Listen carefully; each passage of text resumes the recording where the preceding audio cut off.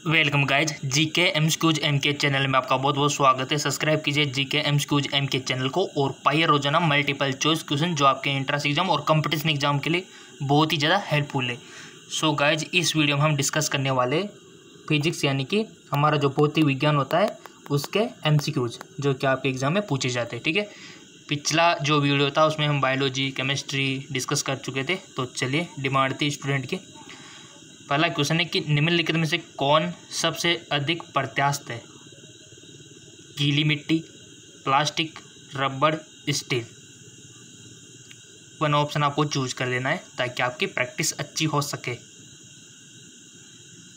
अधिक प्रत्यास्थ, so guys इसका राइट ऑप्शन हो जाएगा स्टील जो है सबसे अधिक प्रत्यास्थ है। ठीक है, अगला है वह कौन सा बल है जिसके कारण पिंड धरती के केंद्र की ओर खींचा चला जाता है? द्रव्यमान, आवेगी बल, गुरुत्वाकर्षण बल, संवेग बल।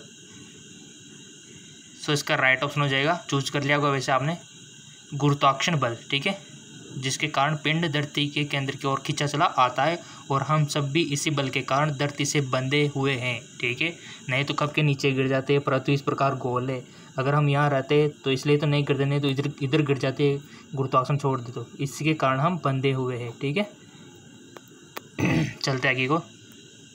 और गाइस जिसको इंग्लिश में चाहिए ना, इंग्लिश के लिए भी हम अवेलेबल करवा रहे हैं मल्टीपल चॉइस क्वेश्चन, बट वो अलग चैनल पे जिसका नाम है जेके लॉन जॉब। ठीक है, जो कि आपको जॉब दिला के छोड़ेगा, जेके लॉन जॉब, जिसका लिंक नीचे डिस्क्रिप्शन में दिया हुआ है। अगला है पृथ्वी के गुरुत्वाकर्षण का कितना भाग चंद्रमा के गुरुत्वाकर्षण के सबसे नज़दीक है? बहुत अच्छा क्वेश्चन। पृथ्वी के गुरुत्वाकर्षण का कितना भाग चंद्रमा के गुरुत्वाकर्षण के सबसे नज़दीक है? 1/2, 1/4, 1/6, 1/5। सो इसका राइट ऑप्शन हो जाएगा 1/6, यानी कि चंद्रमा पर कितना ग्रेविटी है? 1/6, यानी कि 6 गुना वहाँ पर कम है। तो यानी कि कोई भी उछलेगा तो धीरे से उछलेगा और वापस आएगा तो धीरे से आएगा, क्योंकि 6 गुना कम है अर्थ के हिसाब से कंपैरिजन में। ठीक है, पृथ्वी के कंपैरिजन में। अगला सवाल है आर्किमिडीज का नियम निम्नलिखित में से किससे संबंधित है? गुरुत्वाकर्षण का नियम, समकोण त्रिभुज का नियम, पलवन का नियम, इनमें से कोई नहीं। आर्किमिडीज का। सो गाइस इसका राइट ऑप्शन हो जाएगा पलवन का नियम से संबंधित है। अगला सवाल है श्यानता की इकाई क्या है? श्यानता की इकाई किसको किस चीज़ में मेजर करते हैं श्यानता को? पॉइज में, पाइजुली में, पास्कल में, इनमें से कोई नहीं। सो इसका राइट ऑप्शन हो जाएगा पॉइज में। चलते आगे की ओर। अगला सवाल है दूध से क्रीम निकालने में कौन सा बल लगता है? घर्षण, अभिकेंद्रीय, अपकेंद्रीय, इनमें से कोई नहीं। सो इसका राइट ऑप्शन हो जाएगा आपका अपकेंद्रीय बल। ठीक है, अगला क्वेश्चन है चाबी ब्रिगेड में कौन सी ऊर्जा होती है? स्थितिज ऊर्जा, गतिज ऊर्जा, संचित ऊर्जा या फिर यांत्रिक ऊर्जा? चाबी ब्रिगेड में कौन सी ऊर्जा होती है गाइज? सो इसका राइट ऑप्शन हो जाएगा स्थितिज ऊर्जा। अगला सवाल है सूर्य की ऊर्जा उत्पन्न होती है ऑक्सीकरण द्वारा, नाभिक के विखंडन द्वारा या फिर आयनन द्वारा या फिर नाभिक के संलयन द्वारा? बहुत अच्छा क्वेश्चन है और हर जगह पूछा जाता है। सो इसका राइट ऑप्शन हो जाएगा आपका नाभिक के संलयन द्वारा। ठीक है, नाभिक के संलयन हो रहा है तभी हमको एनर्जी मिल पा रही है सन से, नाभिक के संलयन की प्रोसेस के थ्रू। देखो आपको पता है कि नाभिक के संलयन होता है या फिर विखंडन होता है, टूटता है तो ऊर्जा मुक्त करता है गाइस। तो वहाँ पर संलयन हो रहा है इसलिए ऊर्जा मुक्त हो रही है और वो हमारी धरती पर उजाला हो रहा है। वायुमंडल में बादलों के तैरने का कारण है? दाब, घनत्व, ताप, वेग। वायुमंडल में बादलों के तैरने का कारण। सो इसका राइट ऑप्शन हो जाएगा घनत्व, यानी कि डेंसिटी। चलते आगे को। वस्तु की मात्रा बदलने पर क्या अपरिवर्तित रहता है? आयतन, घनत्व, द्रव्यमान, भार। वस्तु की मात्रा बदलने पर क्या अपरिवर्तित रहता है? सो इसका राइट ऑप्शन हो जाएगा आपका घनत्व। मात्रा बदल लो बट उसकी डेंसिटी चेंज नहीं होती, अपरिवर्तित रहती है। चलते आगे की ओर। अगला सवाल है जल में तैरना न्यूटन की गति के किस नियम के कारण पॉसिबल है। गाइज मैंने आपको रिकमेंड किया था कि न्यूटन के तीनों गति के नियम को अच्छी तरह से याद कर लेना, कौन सा कहाँ यूज होता है और दैनिक जीवन में इसका क्या उपयोग है, ये तो आपको पता है, रखना है, क्वेश्चन बनता है। तो यहाँ पूछ लिया कि जल में तैरना न्यूटन की गति के किस नियम के कारण है, प्रथम, द्वितीय, तृतीय, ये सभी। तो जिसको पता होगा कि प्रथम नियम क्या बतलाता है, द्वितीय नियम क्या बतलाता है और तृतीय नियम क्या कहता है, तो उसको तो 100% इसका आंसर आ जाएगा। सो गाइस इसका राइट ऑप्शन हो जाएगा तृतीय नियम, क्योंकि प्रत्येक क्रिया में विपरीत प्रतिक्रिया होती है, ये कहता है न्यूटन की गति का थर्ड नियम। और इसी नियम के हिसाब से हमारा रॉकेट भी उड़ता है। कोई भी चीज़ें यानी कि हम जिसको धकेलते वही उतने बल से हमको धकेलता है, जैसे कि किसी गेंद को दीवार पे मारना, ठीक है। रॉकेट का उड़ना आपने देखा होगा ना, रॉकेट तो वो भी किस कारण से ऊपर उड़ता है, रॉकेट किस कारण से ऊपर चलता है, तो आपने देखा होगा वो नीचे धुआं छोड़ता है, यानी कि नीचे बल लगा उसी हिसाब से ऊपर जा रहा है, ठीक है। यानी कि प्रत्येक क्रिया में विपरीत प्रतिक्रिया हो रही है। अगला है, निम्नलिखित में से कौन सी राशि सदिश नहीं है। मैंने रिकमेंड किया था सदिश और अदिशों का, देख लेना कौन कौन सी चीज़ें आपके लिए सदिश है और कौन कौन सी अदिश है। सदिश अदिश तो जानते हैं ना, सदिश यानी कि जिसमें दिशा होती है, अदिश यानी कि जिसमें दिशा नहीं होती है। कुछ चीज़ें ऐसी होती है जिसमें दिशा नहीं होती है, बट कुछ ऐसी है जिसमें परिणाम के साथ साथ डायरेक्शन भी होती है, तो वही आपको बताना है। वेग, आयतन, विस्थापन, बल। तो इसका राइट ऑप्शन हो जाएगा आपका आयतन, ठीक है। चलते आगे को, एंगस्ट्रम क्या मापता है। तरंगदैर्घ्य, आवर्तकाल, आवर्ती, समय। एंगस्ट्रम क्या मापता है, सो इसका राइट ऑप्शन हो जाएगा आपका तरंगदैर्घ्य, ठीक है। एंगस्ट्रम क्या मापता है, तरंगदैर्घ्य नापता है गाइस। किस वैज्ञानिक ने सर्वप्रथम बर्फ के 2 टुकड़ों को आपस में घिसकर पिघला दिया। सेल्सियस, जूल, डेवी, इनमें से कोई नहीं। सो इसका करेक्ट ऑप्शन हो जाएगा आपका डेवी। बहुत अच्छा क्वेश्चन है, और क्वेश्चन तो हम सारे करवा रहे, बायो के भी करवा रहे, आपके केमिस्ट्री के और फिजिक्स का ही चल ही रहा है। उष्मा एक प्रकार की ऊर्जा है जिसे कार्य में बदला जा सकता है। इसका प्रत्यक्ष परिणाम सबसे पहले किसने दिया।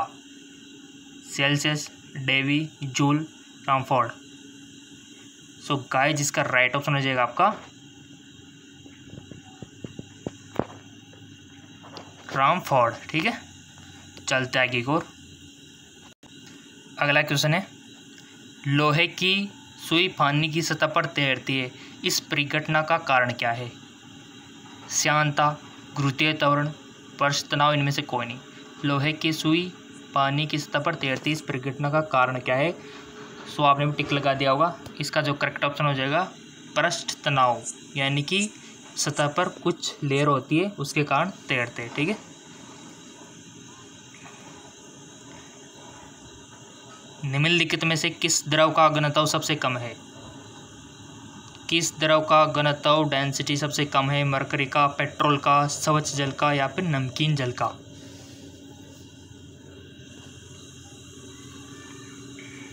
सो गाइस जिसका राइट ऑप्शन हो जाएगा पेट्रोल का घनत्व सबसे कम है। चलते आगे। एक हॉर्स पावर में कितने वाट के बराबर होता है। मोस्ट इम्पोर्टेंट क्वेश्चन, हर जगह पूछा जाता है और बहुत को तो पता भी नहीं होगा कि एक हॉर्स पावर, ठीक है। आपने देखा होगा ना, बहुत सी जगह लिखा रहता है 1 HP।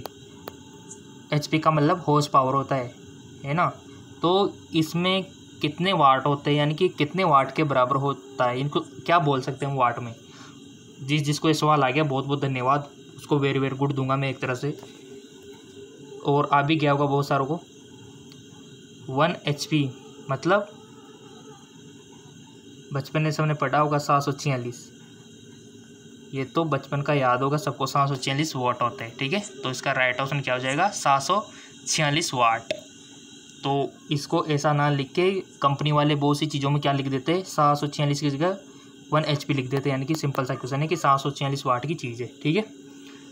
अगर 2 HP की है तो कितना होगा उसका बताइए। तो सिंपल सी बात है, मल्टीप्लाई कर लो इसको 746 को 2 से, तो 2 HP का हिसाब आ जाएगा, ठीक है। तो ये बहुत सी जगह HP लिखा होता है ना, उसका मतलब हॉर्स पावर होता है। और आपकी ट्यूबवेल्स हो गई, इनकी क्षमता हॉर्स पावर में होती है, ठीक है ना।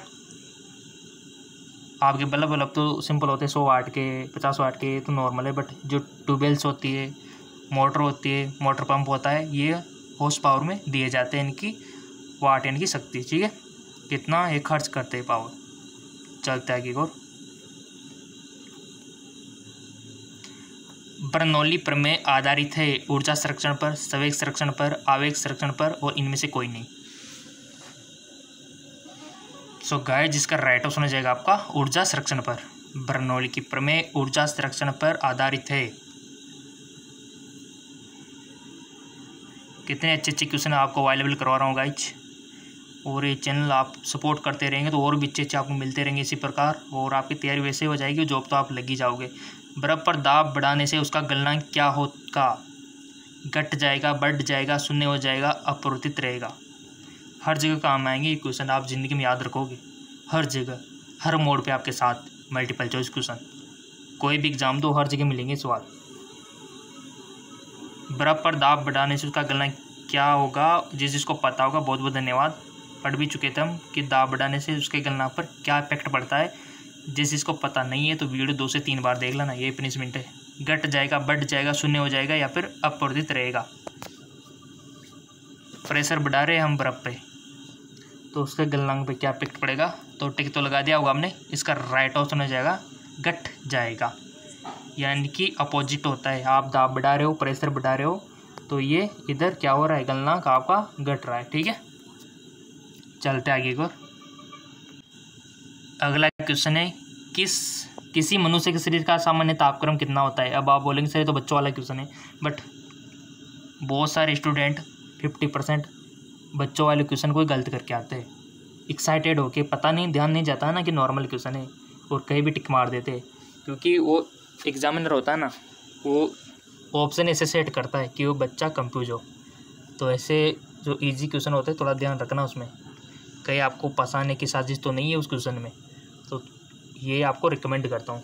बहुत सारे स्टूडेंट जो होते हैं एग्ज़ाम टाइम पे एक्साइटेड होकर टिक मार के आ जाते हैं, ये तो हमको आ रहा है। जब घर पे आते हैं पता चलता है कि वो तो गलत गया यार। तो ये गलती आप ना करें। क्वेश्चन ईजी है, इसका मतलब आपको अच्छे से पढ़ना है, देखना है। तो नॉर्मल टेम्परेचर पूछा है, बट यहाँ पर कंफ्यूज आपको कर सकता है। जैसे यहाँ पर डिग्री दिया हुआ है, बट वहाँ पर कंफ्यूज करने के लिए वो आपको ये भी देगा 98 डिग्री सेंटीग्रेड, और दूसरा ऑप्शन में आपको 98 degree Fahrenheit.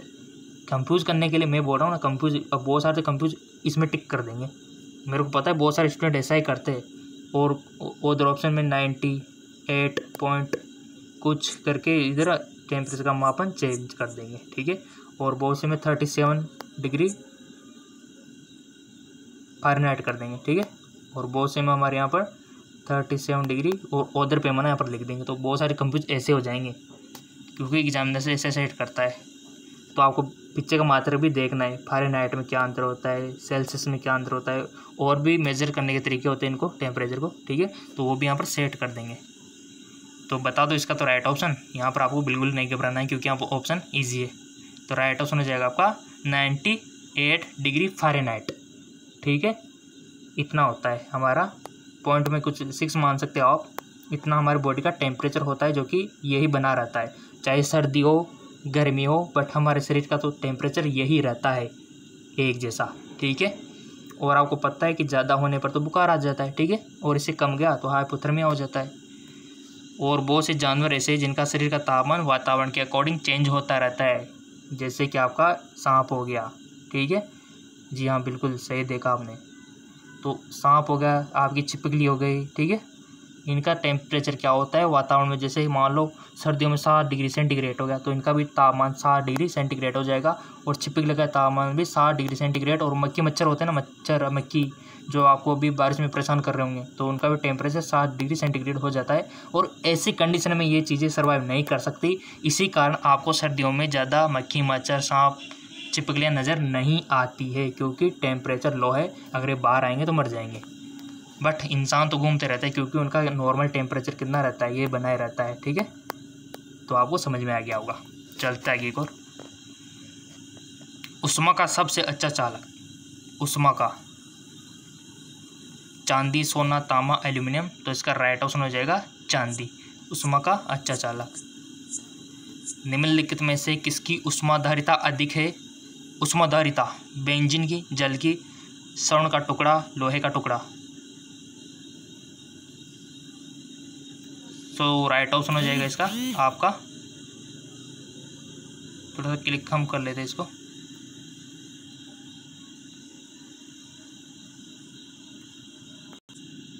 So guys right option हो जाएगा आपका जल, वाटर। ठीक है, इसकी उष्माधारिता जो है ना वो अधिक होती है। चलते आगे की ओर।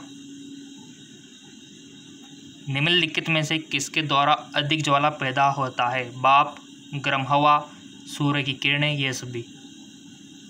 अधिक ज्वालक पैदा होता है तो इसका राइट ऑप्शन हो जाएगा आपका भाप। ठीक है, अगला क्वेश्चन है, कितने अच्छे क्वेश्चन है गाइज, आई लव क्वेश्चन, कितने सुंदर है। ठीक है, निम्नलिखित में से किससे में सर्वोच्च विशिष्ट ऊष्मा का मान होता है? तांबे में, शीशे में, जल में, कांच में। सर्वोच्च विशिष्ट ऊष्मा का मान, तो इसका राइट ऑप्शन हो जाएगा आपका जल, वाटर, इसमें होता है। चलते आगे को। अगला क्वेश्चन फिर बच्चों वाला आ गया कि ऊष्मा का सबसे अच्छा चालक कौन? तो ये तो बच्चे को पता है कि चांदी है, सिल्वर है। आणविक संगठन के द्वारा ऊष्मा का संप्रेक्षण क्या कहलाता है? संवहन, विकिरण, चालन, विकिरण, तो इसका राइट ऑप्शन हो जाएगा संवहन। निम्नलिखित द्रव में कौन सा ऊष्मा का बहुत अच्छा चालक है? निम्नलिखित द्रव में कौन सा ऊष्मा का बहुत अच्छा चालक है? इत्र, बेंजीन, पारा, पानी, तो इसका राइट ऑप्शन हो जाएगा पारा, मरकरी। ठीक है, चलते आगे और। ठोस से द्रव में पदार्थों के अवस्था परिवर्तन को कहते हैं? वाष्पन, गलन, क्वथन, इनमें से कोई नहीं। ठोस से द्रव में पदार्थ की अवस्था परिवर्तन को क्या कहते हैं? राइट ऑप्शन गलन, गलन बोलते हैं अगर कोई भी चीज़ ठोस से द्रव में हो रही यानी गल रही हो। ठीक है ना, तो गलन आप याद रख सकते हो। वाष्पन यानी कि किसी चीज़ का द्रव से गैस में बदलना, यानी कि उसका वाष्प हो रहा है। चलते आगे और। बट कुछ चीज़ें ऐसी होती है जो ठोस से डायरेक्ट गैस में चेंजिंग होते हैं, उसको क्या बोलते हैं? ऊर्ध्वपातन। ठीक है, तो क्वेश्चन वही पूछ लिया, देखो अगला। ठोस कपूर से कपूर वाष्प बनने की प्रक्रिया को क्या बोलते हैं? ये तो मैंने अभी बताया था, तो सबको आ गया होगा, तो कि उसको ऊर्ध्वपातन बोलते हैं। ठोस से डायरेक्ट कन्वर्ट हो गया वाष्प में। चलते आगे और। अगला क्वेश्चन है, किसी द्रव का उसके क्वथनांक से पूर्व उसके वाष्प में बदलने की प्रक्रिया को क्या बोलते हैं? किसी द्रव का उसके क्वथनांक से पूर्व उसके वाष्प में बदलने की प्रक्रिया को क्या बोलते हैं? संघनन, हिमीकरण, वाष्पीकरण, इनमें से कौन है? तो राइट ऑप्शन हो जाएगा आपका वाष्पीकरण। ठीक है, चलते आगे और। ऊष्मा गतिकी के प्रथम नियम से संरक्षित होता है? संवेग, ऊर्जा और संवेग दोनों, इनमें से कोई नहीं। सो इसका राइट ऑप्शन हो जाएगा ऊर्जा। चलता है और।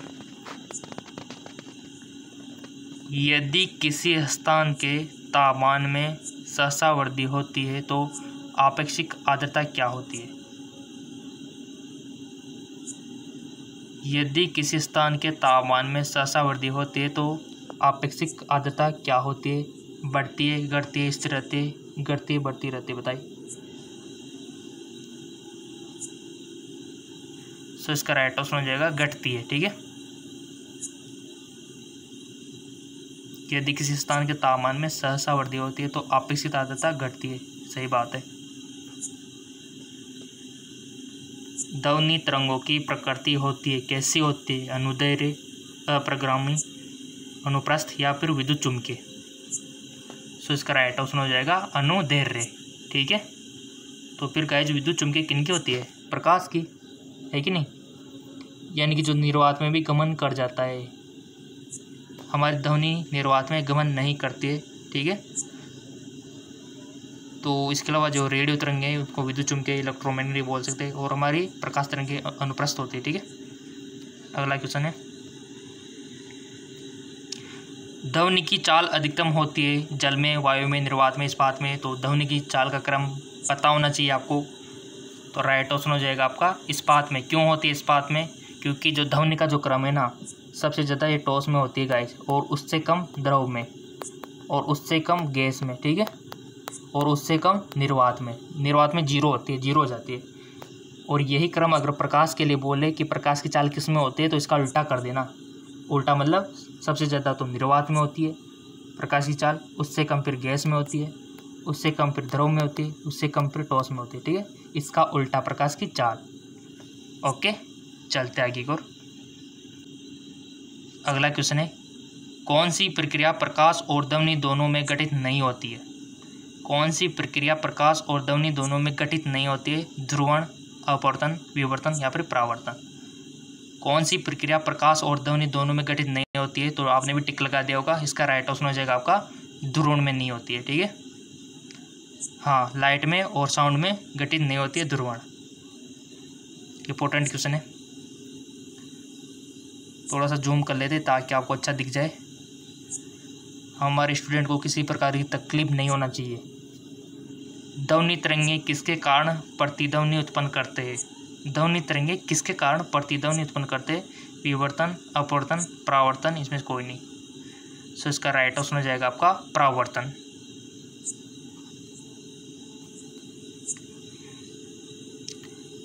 रेडियो का समसवर्ण स्टेशन उदाहरण है अनुनाद का, अपवर्तन का, व्यतिकरण का या फिर परावर्तन का। सो इसका राइट ऑप्शन हो जाएगा आपका अनुनाद के कारण, ठीक है। रेडियो का समसरण आपने देखा होगा ना, एफएम तो सबने सुना होगा बचपन में, रेडियो, एफएम, तो इनका अनुनाद भी चलता है वो रेजोनेंस के थ्रू, ठीक है। उसी के अकॉर्डिंग आपको, जैसे आप मैच करवाते हैं, बोलते हैं 92.7, 95, तो आप इधर से सेट करते हो वो अनुनाद, जो कि उससे मैच कर जाता है और नेटवर्क आ जाता है, ठीक है। चलते आगे को। डॉपलर प्रभाव किससे संबंधित है? मुद्रा, प्रचलन, मनोवैज्ञानिक, ध्वनि, जनसंख्या। तो इसका राइट ऑप्शन हो जाएगा ध्वनि से, ठीक है। ध्वनि से समुद्रों में पता होगा पनडुब्बियों का पता लगाने के लिए। और 120 क्वेश्चन है हमारा, कौन सी तरंगे शून्य में संचरण नहीं कर सकती? कौन सी तरंगे शून्य में संचरण नहीं कर सकती? तो इसका राइट ऑप्शन हो जाएगा ध्वनि तरंगे, ठीक है। सो ये हमारा कंप्लीट हो गया।